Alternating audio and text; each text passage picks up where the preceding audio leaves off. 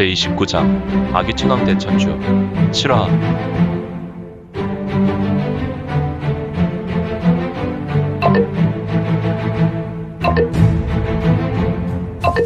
구독과 좋아요, 알림 설정 부탁드립니다. 제29장 아기천왕 대천주 7화. 청해성 가역관 호로 옆. 이곳은 중원천하 장강의 물길이 시작되는 곳이라 그런지 낯선 자의 눈에 들어온 곳은 청해성의 대부분 마른 목초지가 아니었고 그의 눈에 비친 곳은 제법 계곡을 이룬 산등성이었다. 이 계곡은 거대한 전나무가 있었고 이곳이 제법 추운 곳이라 화렵수는 보이지 않았으며 하늘을 향해 높이 솟은 거대한 침엽수만 보였고 간간히 벌거숭이 돌산도 보였다. 이곳 계곡이 하나의 검은 신령이 오지 산길을 오르고 있었는데 이 신령은 20대 초반의 호리호리한 몸매에 매우 큰 신장의 인물이었다. 그는 매우 잘 균형되게 발단된 신형을 가지고 있었으니 그의 얼굴을 보라. 허허, 그의 얼굴은 신의 작품인가? 이자의 얼굴은 매우 잘생긴 조각과도 같은 얼굴을 하고 있었는데 다만 아쉬운 것은 그의 얼굴로 동네 여인들은 밤잠 설칠 만한 얼굴이었지만 그는 얼굴빛이 우윳빛과 같은 얼굴인지라 대도시 어느 세도가 공자의 얼굴로 세상에서 고생이란 전혀 경험하지 못한 백면서생의 얼굴이었으니 이건이었다. 역시 그는 머리끝에서부터 발끝까지 타의 추종을 불허하는 고금제일 미남이었다. 그는 정말 여유로운 걸음으로 그동안 익숙하게 다닌 동네 여느 산길을 천천히 산책하는 그런 모습이었다. 그는 언제나 익숙한 모습으로 뒷짐을 지고 홀로 늦은 오후 산길을 오르고 있었는데 과연 그는 천흥보광과 언제 헤어진 것인가? 사실 그는 천흥보광과 오늘 아침에 헤어졌다. 그는 천흥보광의 단전을 치료해 주었다. 물론 무공을 찾게 해준 것은 아니다. 다만 그가 머나먼 요동 땅 거기서 더 서쪽으로 수천 리를 가야 나오는 장백산으로 보냈기에 운신할 수 있는 보통 사람, 건강한 사람으로 치유해주고 그가 가는 길에 실족하지 않도록 도움을 준 것이다. 천흥보광은 이건에게 치료를 받으며 천흥심결에 대한 주애를 설명들었다. 그는 자신의 마음에 육천자가 넘는 천흥심결이 이미 새겨졌다는 것에 매우 신기하게 여겼으나 또한 그는 그 마음에서 대경하고 있었다. 하지만 그 심결은 하늘의 심결인 듯 너무도 난해하여 천흥보광은 그 신묘함으로 인하여 매우 난감해했다. 다만 천흥심결은 외워진 것에 지나지 않았다. 단 한 문맥도 깨닫지 못하여 실망감도 함께 있었으니 그래서 이거는 하는 수 없이 천흥보광과 하룻밤을 같이 보냈고 그와 밤새며 천흥심결을 주애해 주었고 천흥보광은 이건의 설명에 탐복하며 정말 천흥심결은 하늘의 심결이라는 것을 인정하고 만다. 그러나 어찌 하늘이 하늘의 뜻을 전하기가 쉽고 익히기 어렵지 않다면 어찌 하늘의 심결이라고 할 수 있겠는가?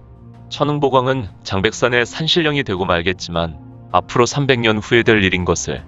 아무튼 이거는 천흥보광과 헤어지고 이곳 청해성을 반나절 만에 왔으며 식사를 잊고 이 산길을 오르고 있었는데 늦은 오후의 산길은 이미 겨울인지라 곳곳에 있는 거대한 전나무는 눈에 덮여 있었고 산길도 눈에 덮여 있어 온통 하얀 은빛 세상이었다.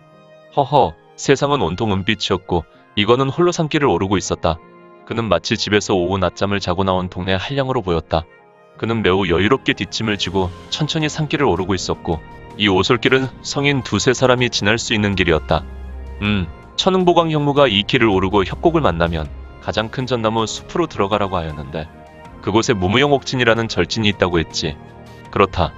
이거는 전날 아침에 사천성 송파현의 최북단을 떠나서 이제 오후 산길을 오르고 있었는데 이곳은 청해성과 사천성의 경계에 눈이 덮인 산이었고 비록 청해성 내륙이 아닌 고로 청해성의 평야지대는 아니었다. 오히려 협곡과 산이므로 사천이나 중원 내륙의 지형을 빼다 박았다.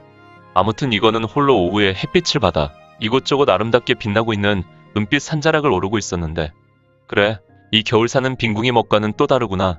송지는 잘 있는지 모르겠네. 종종 선물도 주고 서신도 주고 있으니까 좀만 참으면 되겠지.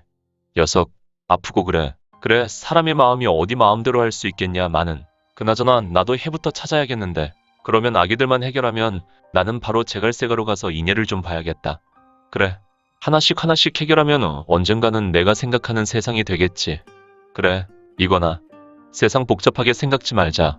이거는 산길을 오르며 실타래처럼 엉킨 머리에 생각들을 정리했고 자신에게 주어진 모든 인간사를 좀 단순하게 생각했다. 그는 잠시 가던 길을 멈추고 큰 숨을 쉰다. 휴. 그리고 그는 가던 길을 다시 나섰는데 뽀드득, 뽀드득. 이거는 은빛 세상의 천하 광경이 눈앞에 보였지만 이 산을 오르는 길은 인적이 드문 고로 아주 한적한 길이었고 역시 사람이 잘 다니지 않아 홀로 눈길에 발자국을 남겼다. 이 오솔길은 짐승도 다니지 않는 길일까? 오직 이건의 발자국만 발자취를 남기고 있었다. 휘잉. 비록 눈은 내리지 않았지만 조만간 눈이 내릴 것 같은 하늘이었고 하늘은 온통 먹장구름으로 금세 빼곡히 채워졌다. 또한 바람이 불어왔고 곳곳에서 눈이 바람에 의해 날렸는데 이 눈은 하늘에서 내리는 눈이 아니라 나무에 내려앉은 눈이 바람에 날리는 것이었다. 일반인이라면 이건의 차림을 보고 매우 놀랐을 것이다. 그의 옷은 매우 얇은 경장이 전부였고 겨울의 북풍한 설은 이건에게 있어서 매우 크게 추위를 느낄 것 같은 차림으로 보였다. 하지만 이거는 역시 한서불 침지체가 아닌가. 이거는 바람이 불어도 눈이 그 앞에 날려도 그는 매우 의연하게 콧노래를 부르고 천천히 길을 가고 있었다. 그에게는 이 바람도 봄에 부는 바람처럼 신선하고 시원한 정도로 여겨지는 것 같았다. 이제 저기 바위를 돌면 형무가 말한 숲이 나온단 말이지. 뽀드득 뽀드득 휘잉 휘잉. 이거는 드디어 바위를 돌며 길을 꺾어 오솔길이 이어진 길로 다시 접어들었으니 그 앞에서 제법 귀기가 감돌았고 어두운 그림자가 드리운 숲이 보였다. 정말 이상한 것은 하늘에 비록 햇빛이 사라졌다 손치더라도 지금 이건의 눈에 보이는 숲은 정말 검은 묵빛의 숲이었고 그 숲은 일반인 중에 보통 강심장만이 이곳 숲을 들어가게 할 만한 분위기였다. 그만큼 매우 어둡고 초자연적인 귀기가 감돌고 있었다. 야, 녀석들. 저런 음침한 곳에 있다니. 동네 사람들을 모아다가 아기로 만들어 소굴을 만들었단 말이군. 꼭 마기 노름하는 복마전과 같은 모양이구나. 녀석들을 어떻게 불러낸다. 분명히 절진을 향해 내가 이곳에서 외압을 전개한다고 하여도 소용이 없을 것 같고 이거는 검은 묵빛의 숲에서 한 열장 떨어진 곳에서 묵빛 전체의 숲을 보고 있었다. 잠시 후에 그의 눈빛에 신비한 이체가 띄었다. 역시 이건의 눈은 황금자의 혼돈신주와 한몸이 되어서 그런지 그의 눈은 세상 사람들이 담고 있는 눈동자가 아니었다. 특히 그가 어떤 일에 대해 곰곰이 생각하거나 어떤 공능을 일으키려 할 때는 그 눈이 더욱 그윽하고 신비한 빛이 흐르고 있었다.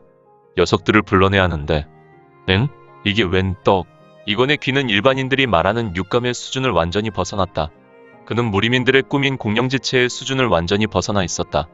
그의 신체 능력은 불가에서 말하는 육신통의 수준을 넘었을 뿐 아니라 인간의 한계를 벗어난 눈과 귀와 후각은 매우 발달했다.